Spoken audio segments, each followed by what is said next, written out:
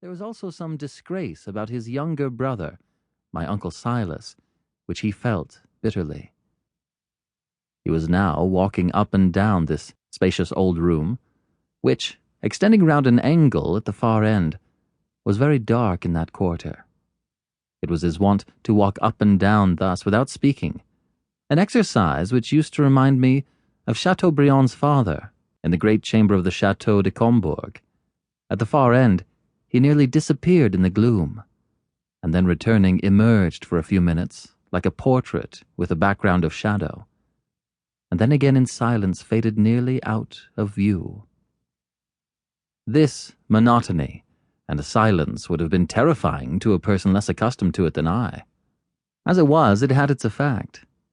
I have known my father a whole day without once speaking to me. Though I loved him very much, I was also much in awe of him.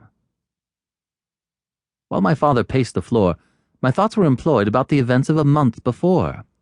So few things happened at Knowle out of the accustomed routine that a very trifling occurrence was enough to set people wondering and conjecturing in that serene household.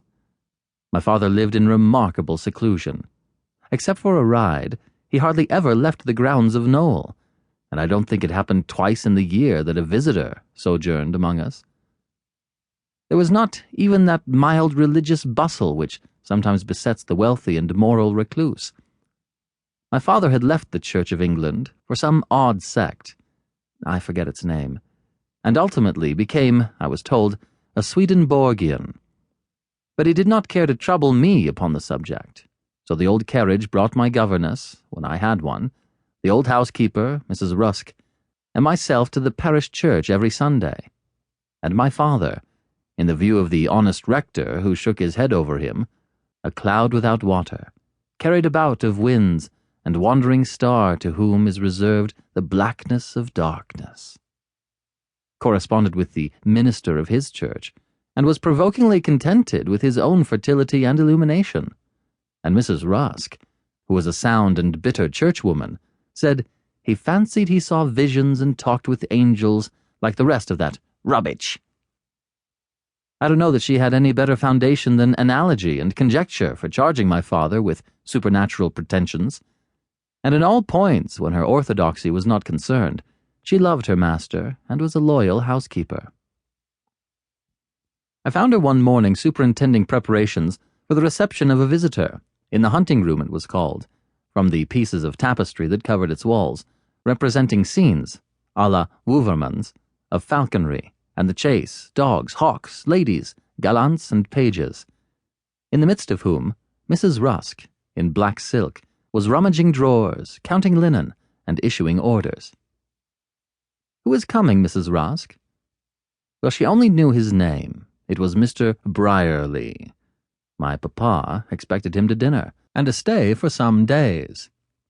I guess he is one of those creatures, dear, for I mentioned his name just to Dr. Clay, the rector, and he says there is a Dr. Brierly, a great conjurer among the Swedenborg sect, and that's him, I do suppose. In my hazy notions of these sectaries, there was mingled a suspicion of necromancy and a weird Freemasonry that inspired something of awe and antipathy. Mr. Brierly arrived time enough to dress at his leisure before dinner.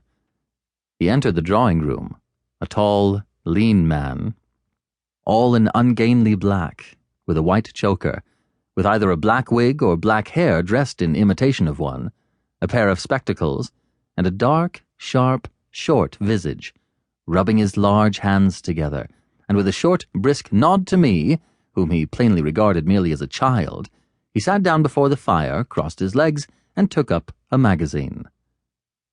This treatment was mortifying, and I remember very well the resentment of which he was quite unconscious. His stay was not very long. Not one of us divined the object of his visit, and he did not prepossess us favorably. He seemed restless, as men of busy habits do in country houses, and took walks and a drive, and read in the library, and wrote half a dozen letters. His bedroom and dressing-room were at the side of the gallery.